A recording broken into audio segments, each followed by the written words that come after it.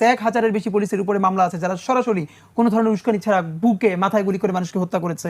তাদের মাত্র 67 জনকে গ্রেফতার করা হয়েছে। তার মধ্যে থেকেও আবার জামিন দেওয়া হচ্ছে, যেই পুলিশ জামিন পেয়ে পরের দিন ভারতে পালিয়ে গেছে, এখন শহীদের মা আহাজারি করে কান্না করছে। এই হলো অবস্থা। আমলাতন্ত্রের মধ্যে আমরা কোনো সংস্কার করতে পারি নাই। যেই সচিবরা 4 তারিখও কালো ব্যাজ ধারণ করে শেখ হাসিনার পক্ষে মিছিল করেছে সচিবালয়ের মধ্যে, যেটা আইনত সম্পূর্ণ নিষিদ্ধ, কোনো সময় সে এটা করতে পারে না আমলাতন্ত্র, কিন্তু সেটা তারা করেছে। সমস্ত আমলারা রয়ে গেছে। কি হয়েছে?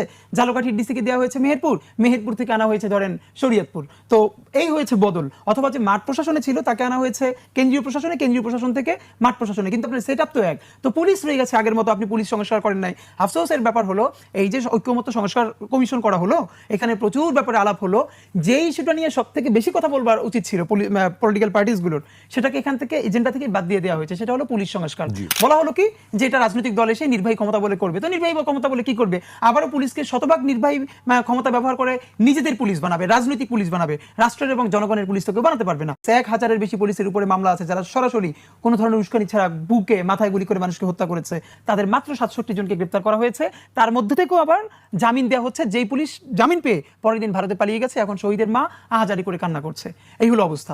আমলাতন্ত্রের মধ্যে আমরা কোনো সংস্কার করতে পারি নাই। যেই সচিবরা 4 তারিখও কালো ব্যাজ ধারণ করে শেখ হাসিনার পক্ষে মিছিল করেছে সচিবালয়ের মধ্যে, যেটা আইনত সম্পূর্ণ নিষিদ্ধ, কোনো সময় সে এটা করতে পারে না আমলাতন্ত্র, কিন্তু সেটা তারা করেছে। সমস্ত আমলারা রয়ে গেছে। কি হয়েছে? ঝালকাঠির ডিসিকে দেওয়া হয়েছে মেহেরপুর থেকে আনা হয়েছে ধরেন শরীয়তপুর। তো এই হয়েছে বদল। অথবা যে মাঠ প্রশাসনে ছিল তাকে আনা হয়েছে কেন্দ্রীয় প্রশাসন থেকে মাঠ প্রশাসনে, কিন্তু আপনার সেট আপ তো এক। তো পুলিশ রয়ে গেছে আগের মতো, আপনি পুলিশ সংস্কার করেন নাই। আফসোসের ব্যাপার হলো এই যে ঐক্যমত্য সংস্কার কমিশন করা হলো, এখানে প্রচুর ব্যাপারে আলাপ হলো। যে ইস্যুটা নিয়ে সব থেকে বেশি কথা বলবার উচিত ছিল পলিটিক্যাল পার্টিসগুলোর, সেটাকে এখান থেকে এজেন্ডা থেকে বাদ দিয়ে দেওয়া হয়েছে। সেটা হলো পুলিশ সংস্কার। বলা হলো কি যে এটা রাজনৈতিক দল এসে নির্বাহী ক্ষমতা বলে করবে। তো নির্বাহী ক্ষমতা বলে কি করবে? আবারও পুলিশকে শতভাগ নির্বাহী ক্ষমতা ব্যবহার করে নিজেদের পুলিশ বানাবে, রাজনৈতিক পুলিশ বানাবে। রাষ্ট্রের এবং জনগণের পুলিশ তো কেউ বানাতে পারবে না।